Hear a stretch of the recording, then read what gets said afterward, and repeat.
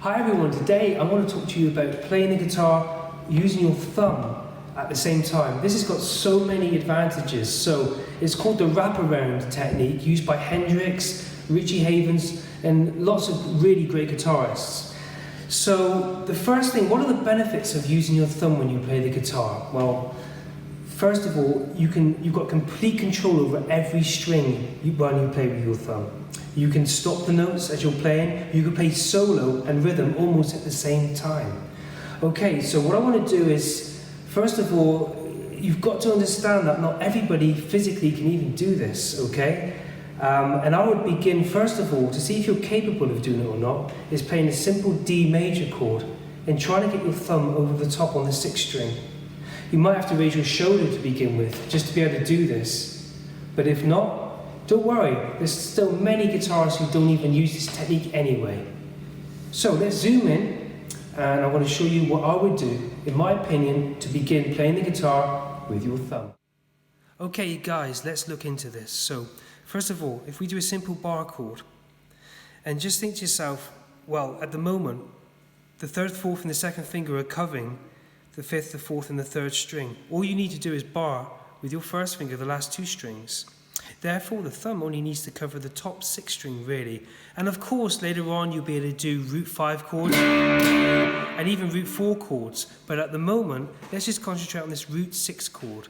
So, of course, you can play chords so well using this technique. If I'm, for example, playing something like, 6ths, 4ths,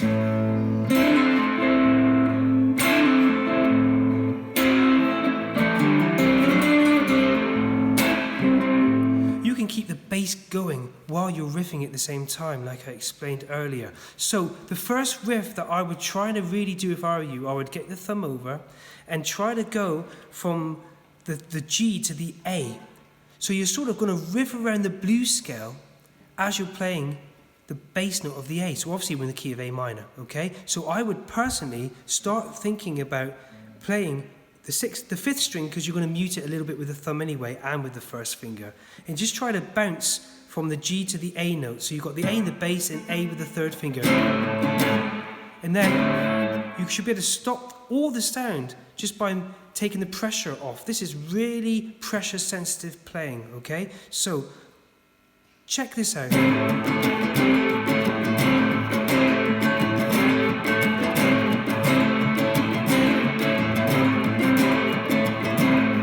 As you start getting more and more competent at that, you can then start riffing in other strings in there at the same time.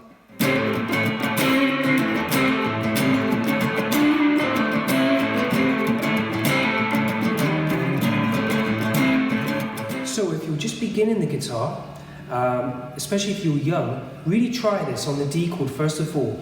Because obviously if you're young, your hands are still going to be growing and your fingers are going to be stretching all the time. So try to get that F sharp incorporated with the D chord, even if you can't bar yet.